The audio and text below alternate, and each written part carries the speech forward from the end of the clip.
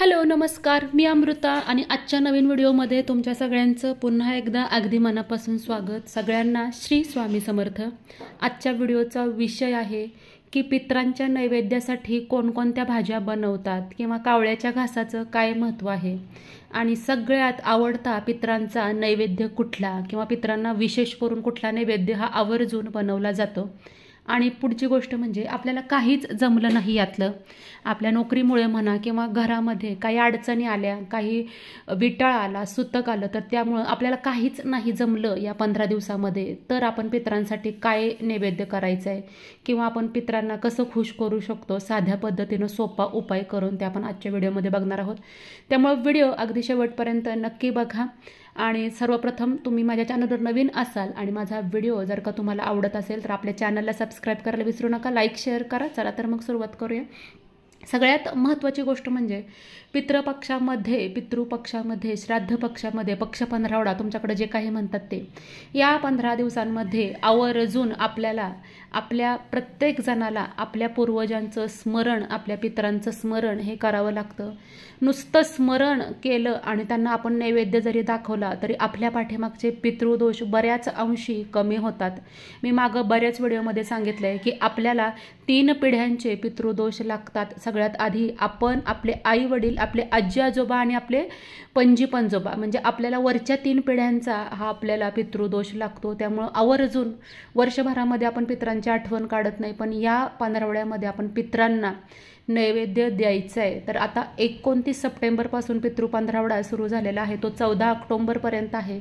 या 15 दिवसांच्या कालावधीमध्ये कुठल्याही एका दिवशी तुम्हाला जसं जमल तसं, किंवा ज्यांना तिथी माहीत नाही आपल्या पितरांची, त्या तिथीला आपण पितरांचं श्राद्ध करतो। ज्या तिथीला व्यक्ती मरण पावली त्या तिथीला आपण पितरांचं श्राद्ध करतो। पण ज्यांना आपल्या पितरांची तिथी माहीत नाही त्यांनी सर्व पितृ अमावस्याला, ज्यांना तिथी माहीत आहे त्यांनी त्या तिथीला, आणि ज्यांना तिथी माहीत असूनसुद्धा त्यावेळी जमलं नाही, काही अडचण आली, तर त्यांनी सर्व पितृ अमावस्याला नैवेद्य दाखवला तरी चालतो।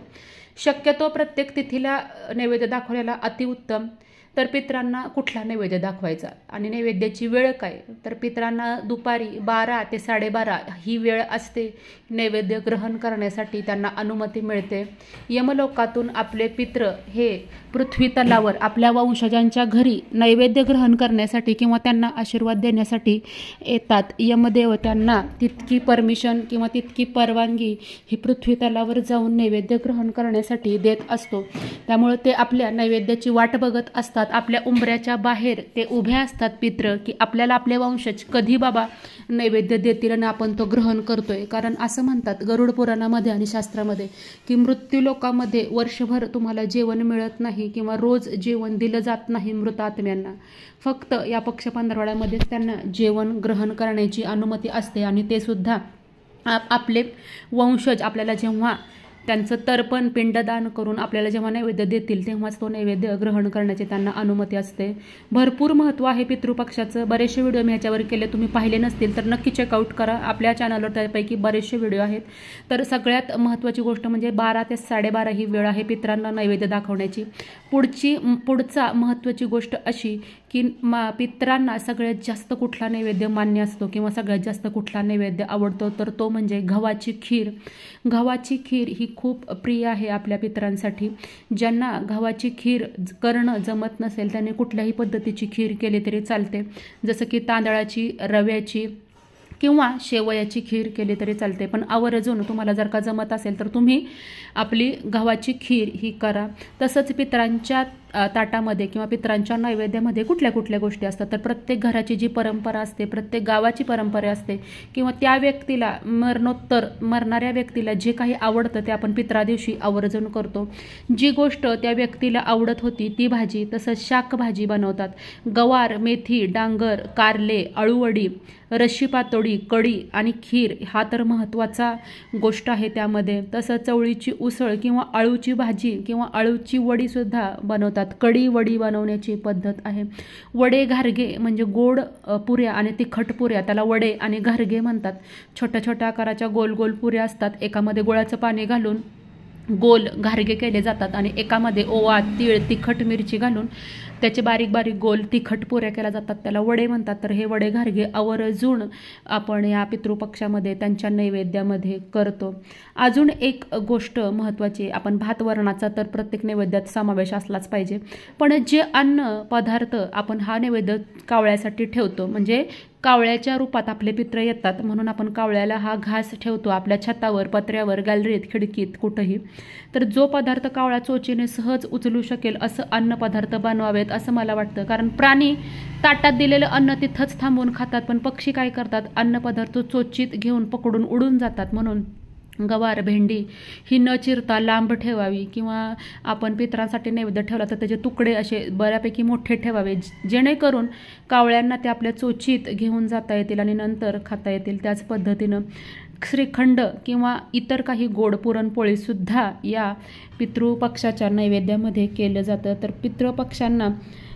पितृपक्षामध्ये आपल्या पितरांना जर का आपण वेळेअभावी, काही अडचणींच्या अभावी यापैकी कुठलाच नैवेद्य नाही देऊ शकलो तर काय करायचं, ह्या बाबतीतला एक व्हिडिओ पोस्ट केला आहे. तरीसुद्धा त्याची माहिती मी तुम्हाला इथं आवर्जून सांगते की या 15 दिवसामध्ये कधीही, किंवा हा तुम्ही व्हिडिओ बघितल्यानंतर कधीही तुम्ही दही भात आणि त्याच्यावर थोडेसे काळे तीळ हा नैवेद्य पितरांसाठी द्यायचा आहे.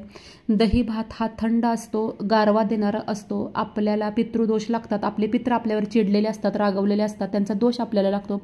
तर त्यांना शांत करण्यासाठी हा शांत पद्धतीचा किंवा शांत वृत्तीचा हा नैवेद्य जो असतो दही भात, तो आवर्जून पितरांना आपण अर्पण करतो.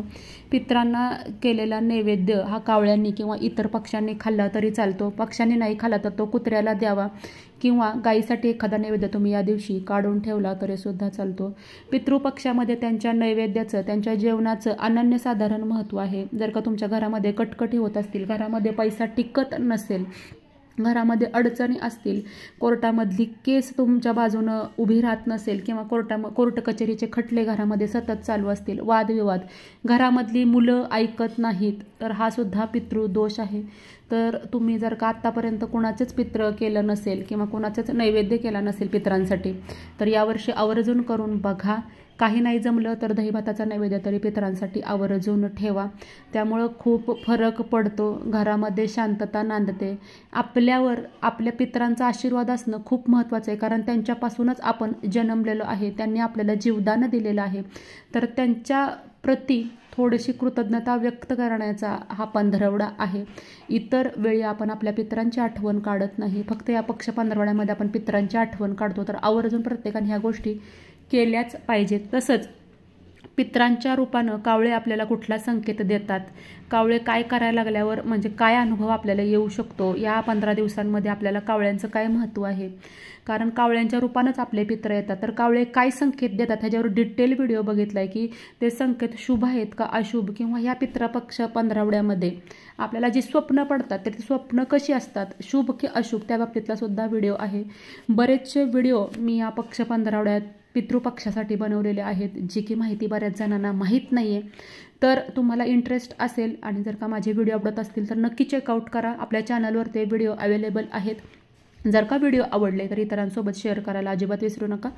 लवकरच भेटूया नवीन व्हिडिओमध्ये आणि नवीन माहितीसोबत. तोपर्यंत माझ्याकडून सगळ्यांना श्री स्वामी समर्थ.